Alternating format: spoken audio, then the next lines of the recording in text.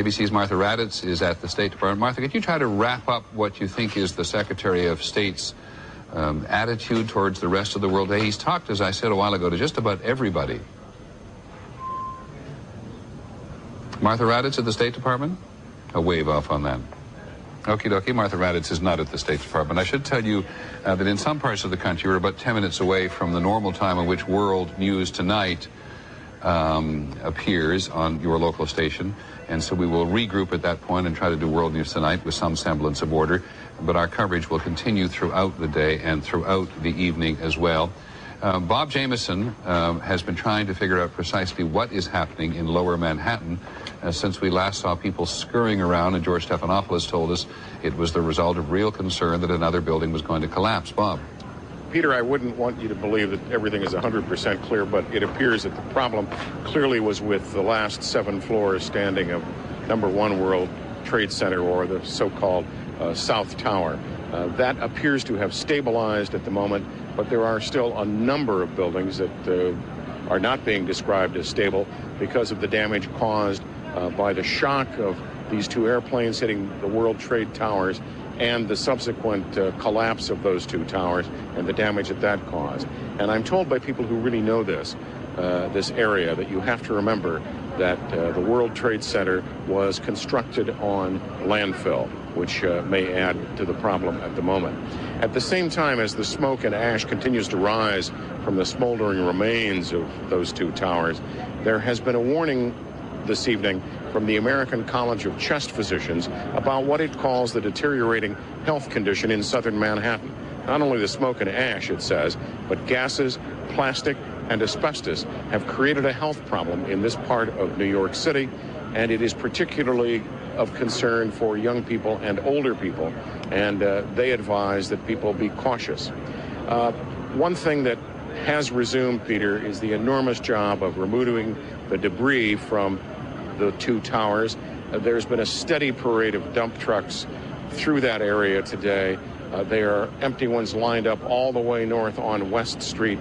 As the empty ones arrive, they are being filled because the debris, mostly chunks of concrete and pieces of steel, are hampering the search and rescue operation.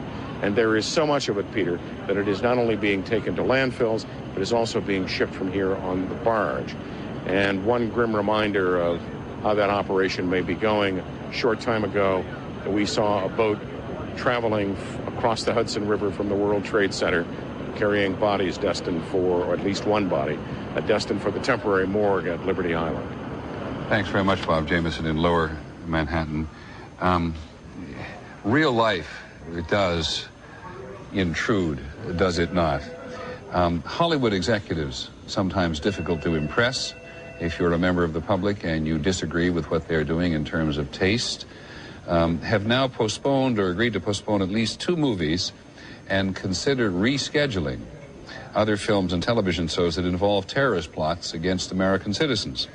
Warner Brothers said today it is going to indefinitely withhold the release of Arnold Schwarzenegger's latest film, Collateral Damage, in which a terrorist bombs a Los Angeles skyscraper, which was to have been released to the public just about a month from now.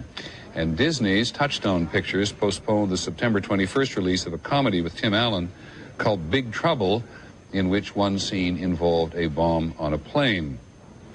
Both of these studios, I'm quoting the entertainment writer on the Associated Press, both studios said they acted out of respect for the victims of the terror attacks, and Warner Brothers said it would retrieve all commercials, posters, and ads for Collateral Damage and discontinue or disconnect its website, all of which feature phony newspaper headlines about a fictional attack. Real life does intrude. Martha Raddatz at the State Department? Okie dokie. All right. President Bush, as you know, has, at least as we've said, wanted to pay a visit to the Pentagon, and he has indeed gone to the Pentagon today, and we expect pictures very shortly of the president at the Pentagon. But Terry Moran, our White House correspondent, can give us the interim news in the meantime. Terry? Well, Peter, the president did leave for the Pentagon some time ago. In fact, The motorcade I was looking at was actually Vice President Cheney's motorcade. He has now left the White House. The president went to the Pentagon. We will see those pictures shortly. He toured the damage side by side with Secretary Rumsfeld. He said he was saddened by what he saw, overwhelmed by the destruction, but determined that America would not be defeated by this. He's en route back to the White House, and this is a symbolic visit. It's also something we are told personally he very much wanted to do, and he has also been managing the affairs of state on this very busy day, reaching out to overseas leaders, trying to build, in an echo of what his father did during the Gulf War, a coalition against terrorism is the way officials are putting it. He is very aggressively, very actively reaching out to try to enlist other nations in the American response to these events, although one official said to me they're enlisting themselves. Now, what exactly that will mean, we don't know yet. When asked whether the United States will seek operational support, cooperation in some kind of military response, or just moral and political support, we're told that's just too far down the road. But right now, Secretary of State Powell and the president himself trying to build a coalition, as I say, in an echo of the way his father handled the Gulf War.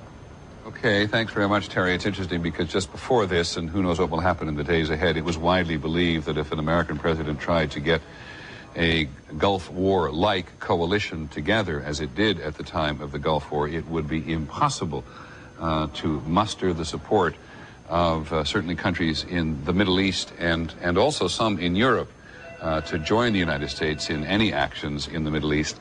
And it will be interesting in the days ahead to see if that actually changed. As we look at the damage at the Pentagon, we just keep getting a series of pieces of information which tell us just how long this is going to go on. Federal disaster officials today say they are clearly preparing for a massive, months plural, long search, rescue, and cleanup operation at the World Trade Center and the Pentagon. And while nobody is ever able to put an accurate financial figure on the cost in an event like this, we hear people quoting various amounts just at the World Trade Center of $5 billion or $25 billion. But looking back at the Los Angeles riots, which the Associated Press has done, we're reminded that in 1992, the cost of recovering from those riots in Los Angeles was $775 million, or $1 billion in today's dollars. And the federal disaster relief is huge. The Federal Emergency Management Agency has deployed 3,000 workers, just that agency, at both the Pentagon and in New York. World News is coming along in many parts of the country. Our coverage will, of course, continue.